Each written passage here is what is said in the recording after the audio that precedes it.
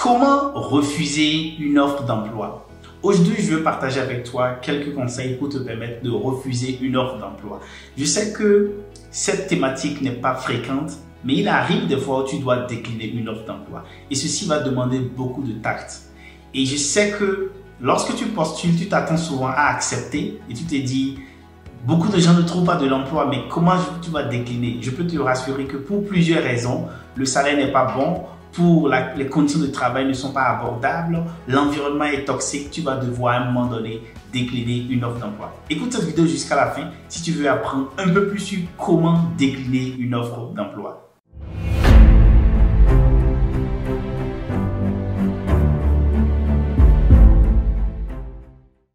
Hey, salut et bienvenue sur L'Impatient. L'Impatient, c'est la plateforme des personnes qui avancent vite et très vite. Ici, je partage des conseils pratiques pour te permettre de réussir ta carrière et surtout de réussir ton expatriation compétente si tu es un professionnel de très haut niveau de compétent qui désire s'expatrier. Décliner une offre d'emploi ne devrait pas être un grand problème. Parce que autant tu postules et les entreprises déclinent ou refusent ta candidature, de la même manière, lorsque tu reçois des offres, tu pourras décliner. Et ceci, il y a une situation qui arrive beaucoup aux professionnels compétents, très compétents que j'accompagne pour réussir leur expatriation. Ils reçoivent beaucoup d'offres et ils doivent choisir. Avant de commencer, je voudrais rapidement informer que la semaine passée, nous n'avons pas du tout diffusé de vidéo parce que je ne me sentais pas bien. Et donc, j'ai pris une pause pour me reposer, pour également ranger un peu les choses et m'assurer que si je reviens, je serai en force. D'ici quelques semaines, nous allons aussi prendre une petite pause, histoire d'aller en vacances et histoire de penser comment est-ce qu'il faut être plus stratégique pour l'année prochaine. Cela dit, je suis revenu et je suis plein de ma forme, un peu de signes ici de maladie, mais je suis là, back with a lot of energy. La première chose qu'il faut garder à l'esprit, c'est que décliner une offre n'est pas la fin du monde. Autant tu postules, autant les entreprises refusent, autant tu peux aussi décliner une offre. Donc lorsque tu fais une offre, tu peux simplement décliner et personne ne va mourir. Rien de grave ne va se passer si tu déclines une offre. Lorsque tu déclines une offre, il est important de mieux et de bien préparer comment tu déclines l'offre.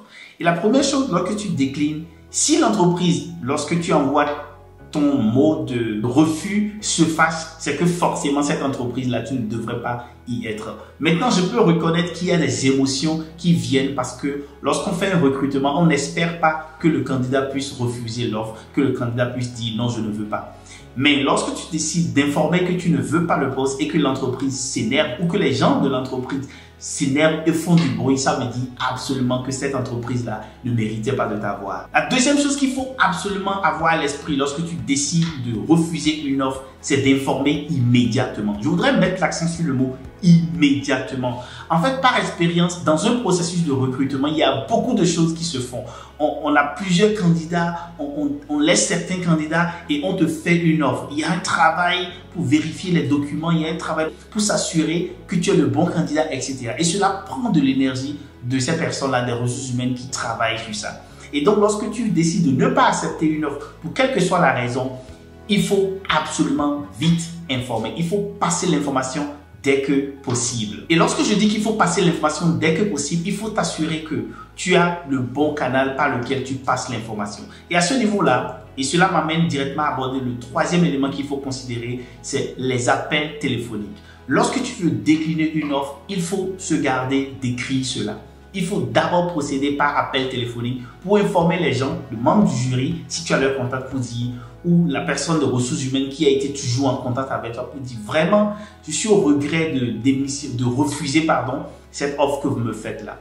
Et ceci va agir un peu comme un tempo ou quelque chose qui va amortir le choc. Lorsque tu veux refuser une offre, il faut d'abord chercher à appeler, chercher à contacter au téléphone l'entreprise ou l'organisation pour notifier que tu ne voudrais pas. Évidemment, après avoir informé au téléphone, tu vas faire la procédure d'écrire un email pour dire que tu ne veux pas, etc. Mais il est fondamental ici de pouvoir passer l'information d'abord au téléphone. Et ceci, crois-moi, cela peut te sauver, cela va te sauver si tu annonces d'abord au téléphone parce que l'on ne sait jamais où est-ce que la vie nous amène, n'est-ce pas? Et la raison pour laquelle il faut faire un appel, c'est parce qu'il y a des émotions en jeu. Lorsqu'on fait un processus de recrutement, et j'aime le dire aux personnes que j'encadre pour l'international, pas de sentiment. Mais à partir d'un niveau donné dans le processus de recrutement, le jury ou le recruteur commence à t'apprécier. À partir du deuxième ou troisième niveau d'interview, on trouve que tu es un candidat intéressant ou une candidate intéressante. Et à ce niveau-là, il y a des émotions en jeu. On commence à penser par exemple à « Oh, ce sera une bonne collègue ou ce sera un bon collègue ». Et à cause de cette émotion qui est en jeu, lorsque tu décides de décliner ou de refuser une offre, il faut procéder par tact. Il faut d'abord appeler, essayer de te mettre dans leur peau et expliquer les raisons pour lesquelles tu ne veux pas accepter ce poste. Le quatrième élément à absolument considérer, c'est de donner la raison pour laquelle tu ne veux pas accepter le poste. Et ici, il est important de pouvoir énumérer clairement la raison. Je sais que tu peux dire, mais je ne veux pas communiquer la raison. Mais attention, les ressources humaines et les personnes qui recrutent, les entreprises font cela, ne donnent pas les raisons pour lesquelles on ne t'appelle pas. Et ça peut faire mal, ça fait très mal même de ne pas savoir pourquoi on ne t'a pas recruté, pourquoi on ne t'a pas sélectionné. Mais lorsque toi, tu décides de décliner une offre, il faut absolument donner les raisons. Il faut communiquer pour dire pourquoi tu ne veux pas le poste. Il y a plusieurs raisons que tu peux donner, n'est-ce pas? Le salaire n'est pas bon, l'endroit où on veut que tu ailles travailler ne te convient plus pour des raisons familiales, tu ne peux plus accepter parce que tu pensais que le travail sera un travail plus de terrain plutôt qu'un travail de bureau. Il y a plusieurs raisons qui peuvent venir pour lesquelles tu vas décliner. Mais il est important lorsque tu communiques, lorsque tu vas dire au téléphone et après écrire le mail, de pouvoir dire pourquoi tu ne désires pas accepter ce poste. Je voudrais ajouter quelques éléments qui peuvent être très importants pour toi et intéressants lorsque tu décides de décliner une offre. Et tu peux par exemple dire, dans la réponse ou dans la communication que tu fais avec, tu peux dire que vous proposiez un montant X alors que moi je cherchais un montant Y. Et à cause de cela, je suis au regret de ne pas accepter. Tu peux également dire que tu espérais pouvoir travailler plus sur le terrain et que si cela était les conditions favorables, tu aurais pu accepter cette offre-là. Ou simplement, tu peux dire que tu es au regret d'avoir accepté l'offre d'une autre entreprise. Mais attention, ne mentionne pas cette entreprise-là. Donc, d'avoir accepté l'offre d'une autre entreprise alors que celle-ci semblait t'intéresser. Et je voudrais te donner une astuce de fin qui va te permettre de ne pas couper les ponts entre cette entreprise pour laquelle tu refuses l'offre et le futur en réalité, ou la situation qui peut venir plus tard.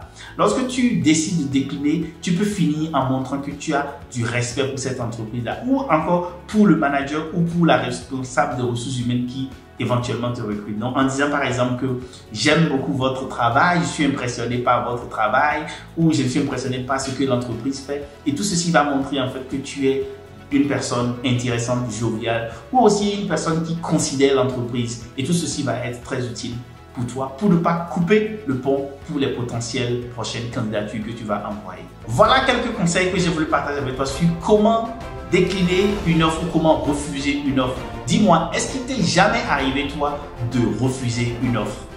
Dis-moi cela en commentaire et comment tu l'as fait. Et si tu as aimé cette vidéo, rappelle-toi de t'abonner, d'aimer et de partager, car partager, c'est grandir ensemble. Je suis Marius Chabi et j'accompagne le personnel compétent à s'expatrier.